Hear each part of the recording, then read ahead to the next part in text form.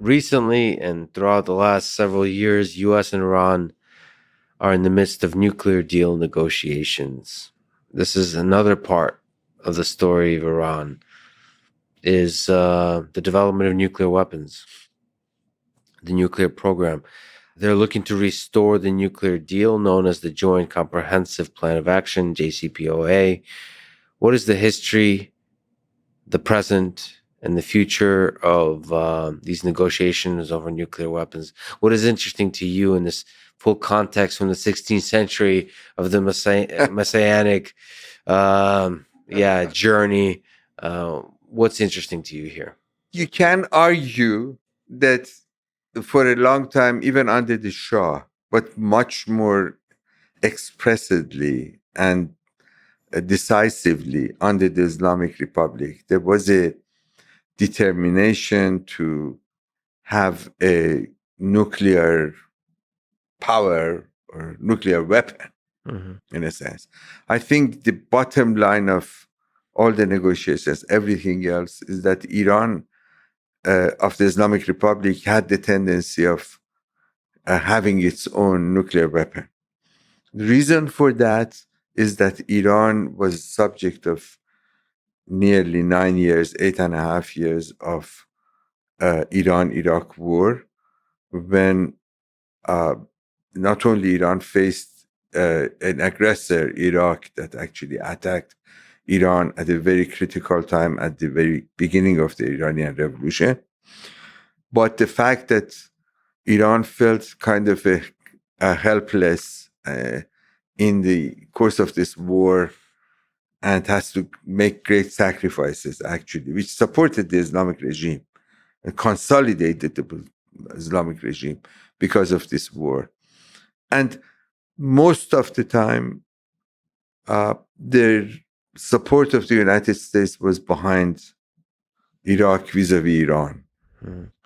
And Iran felt that it's been isolated and has to protect itself. So there is some argument for having a nuclear capabilities. But in reality, this has resulted in a completely mindless, crazy, wasteful attempt on the side of the Iranian regime to try to develop a nuclear power.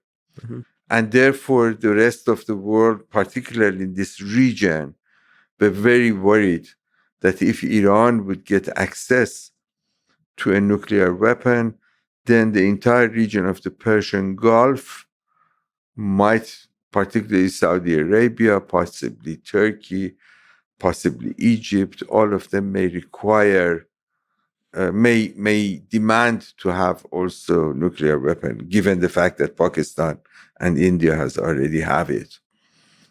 So there was a determined attempt, as you might know, on the side of the Western communities, or now gradually world communities, to try to, as much as possible, to control Iran from getting access to a nuclear capability, or actually limit Iran's nuclear capabilities to what was defined usually in a euphemism as a peaceful fashion.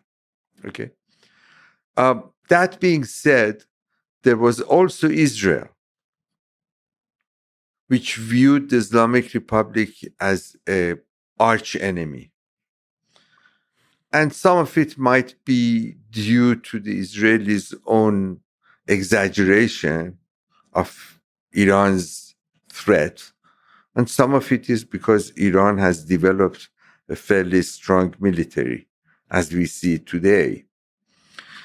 And as such, this attempt to try to prevent Iran from ever getting access to a nuclear weapon, which resulted, as you might know, in these massive sanctions that were imposed upon Iran ever since the beginning of the revolution in 1979, and of course more intensively since 2015, 2016, even prior to that, probably a little bit earlier. This agreement, the nuclear agreement, was supposed to control or monitor Iranian nuclear industry or nuclear setup in exchange for removing the sanctions. But this never worked, in a matter of fact, in a very successful, satisfactory way for the Iranians or for the Americans, particularly under Trump administration, which I think foolishly decided to scrap the agreement that was reached under President Obama.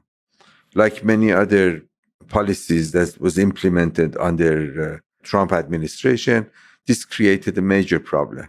That is how to, under Biden, how to try to come up with a new nuclear agreement with Iran. In this process, since 2016, where the United States withdrew from the agreement, Iran felt comfortable to try to go and do whatever they want without any kind of being monitored by the international community. And that's the situation now. We don't know whether Iran is really sincere under the present regime to negotiate a deal. We don't know that the United States is willing to do so. And it seems that now what is happening in terms of the protests in the Iranian streets makes it even harder in public eye to try to negotiate a deal with Iran. Because that means, in the minds of many, and with some justification, that if the nuclear agreement would result in the removal of many of these sanctions, millions, billions, as the result of the removal of the sanctions and Iran's ability to sell its oil in the international market without any restrictions, means that the Iranian government is going to become even more powerful, more financially secure in order to suppress its own people. So that's the agreement that goes against coming to terms with Iran. But the problem is that there is no clear alternative. Even I'm not particularly personally favorable for this agreement to be ratified. But the alternative is very difficult. There's no way to try to see what can be done.